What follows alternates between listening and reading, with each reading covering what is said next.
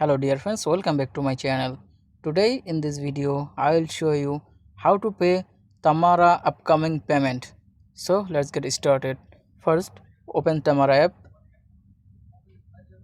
then go to my purchase option in the bottom. Then here you can see all your upcoming payments. If you want to pay full payments, you can simply click on pay now.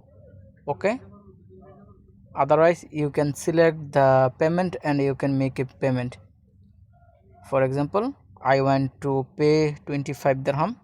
Just simply click on pay option, select your card or you can add a new card. After selecting your card, then click on pay. Now you can see I have successfully completed the payment of AED 25 dirham. So guys, in this way you can pay your Tamara upcoming payments. So guys, if you think this video was helpful, please make sure you subscribe to my channel.